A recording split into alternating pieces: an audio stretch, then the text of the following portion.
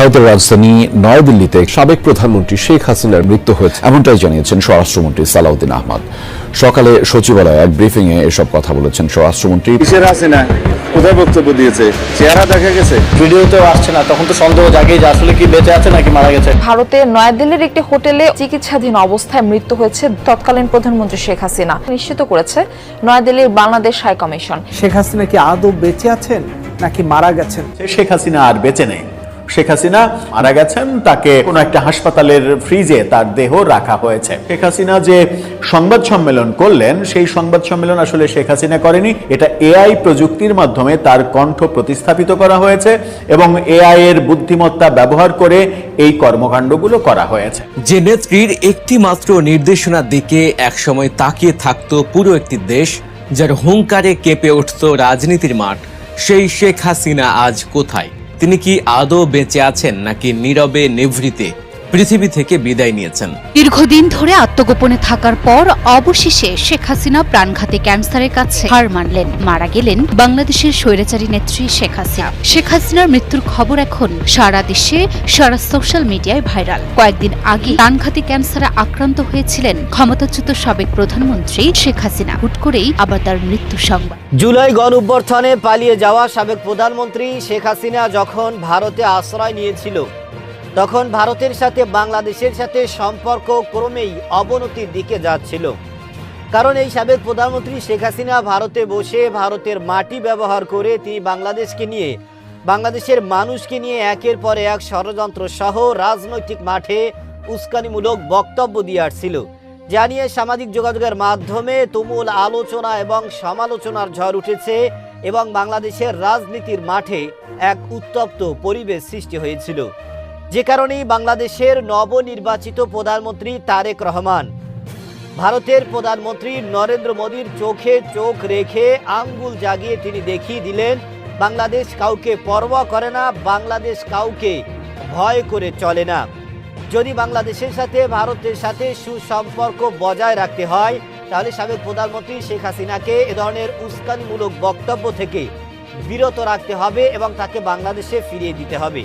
বাংলাদেশের প্রধানমন্ত্রী তারেক রহমানের এমন বার্তায় এবার লড়ে চড়ে বসেছেন ভারতের প্রধানমন্ত্রী নরেন্দ্র মোদী। যে কারণেই বাংলাদেশের সাথে ভারতের সাথে সুসম্পর্ক রাখার জন্য যে কোনো সময়, যে কোনো মুহূর্তে এই সাবেক প্রধানমন্ত্রী শেখ হাসিনাকে শেষ করে দিতে পারেন নরেন্দ্র মোদী, এমনই গুঞ্জন উঠেছে সামাজিক যোগাযোগের মাধ্যমে। দর্শক, এই বিষয়ে রহস্যময় এবং চাঞ্চল্যকর কিছু তথ্য বেরিয়ে আসছে, যা পুরো ভিডিওটা দেখলেই আপনি বুঝতে পারবেন। ভিডিওটা অত্যন্ত গুরুত্বপূর্ণ, তাই ধৈর্য ধরে একটি লাইক এবং পুরো ভিডিওটা শেষ পর্যন্ত দেখতে থাকুন। 5ই আগস্টের পর থেকে তার কোনো দৃশ্যমান উপস্থিতি নেই।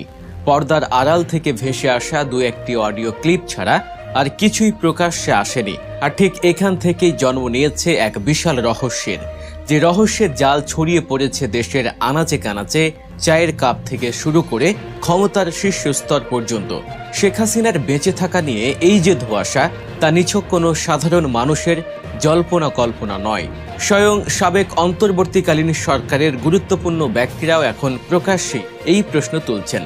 বৈষম্য বিরোধী ছাত্র আন্দোলনের অন্যতম মুখ এবং এনসিপি নেতা আসিফ মাহমুদ সরাসরি সন্দেহ প্রকাশ করেছেন। তার মতে, অনলাইনে আসার কথা বলেও শেখ হাসিনা কেন শুধু অডিওতে সীমাবদ্ধ থাকছেন?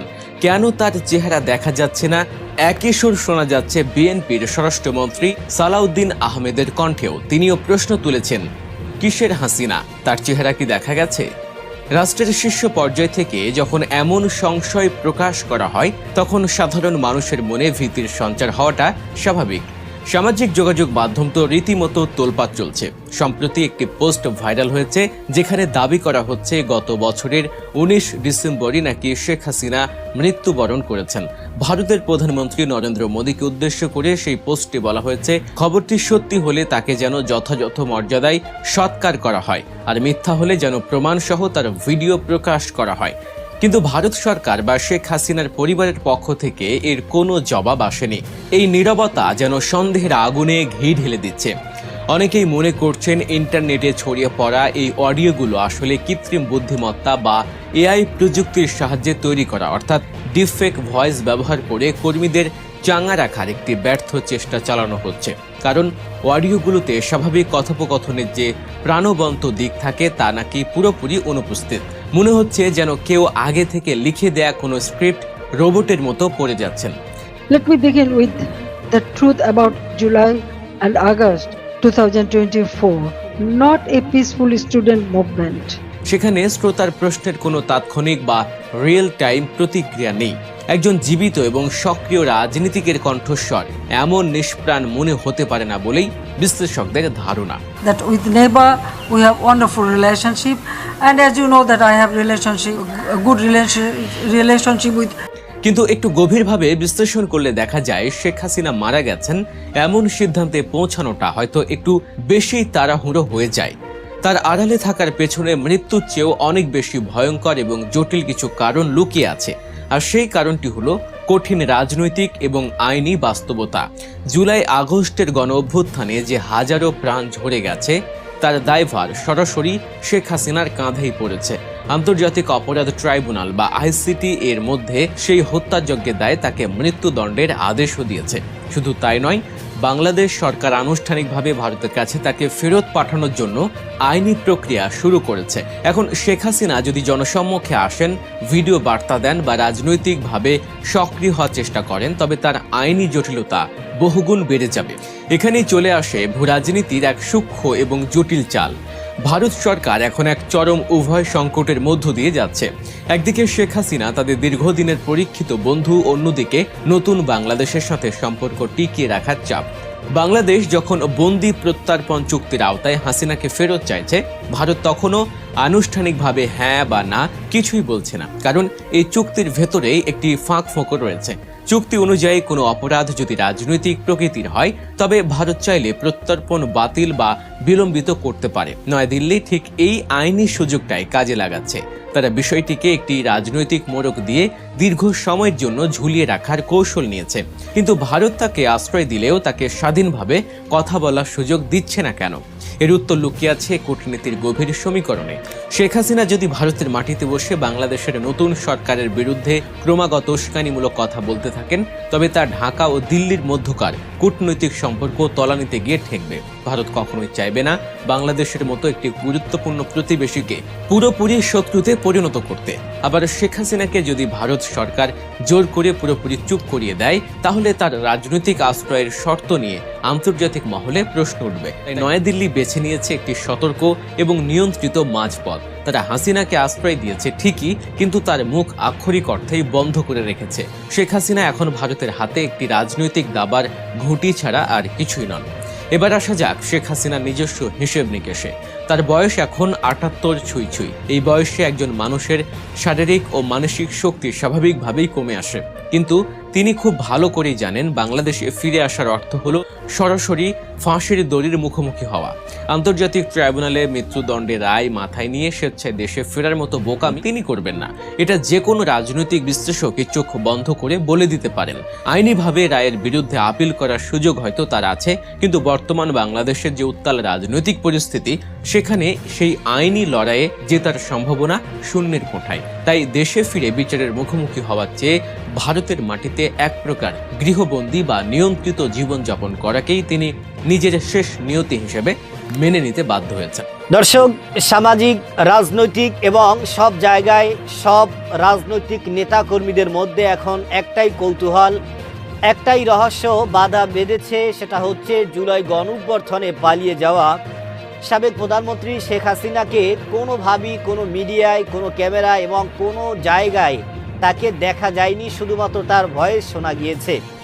এদিকে অন্তর্বর্তীকালের যারা উপদেষ্টা ছিল, তাদের মধ্যে অন্যতম উপদেষ্টা নাহিদ ইসলাম এবং এই যে আসিফ, তারা ইতিমধ্যেই গণমাধ্যমে সরাসরি বক্তব্য দিয়েছেন এবং তারা জানিয়েছেন যে এই যে বাংলাদেশের সাবেক প্রধানমন্ত্রী শেখ হাসিনা, তাকে যে কোনোভাবেই কোনো জায়গায় দেখা যায় না, তিনি আসলে কি বেঁচে আছেন নাকি তিনি না ফেরার দেশে চলে গিয়েছেন।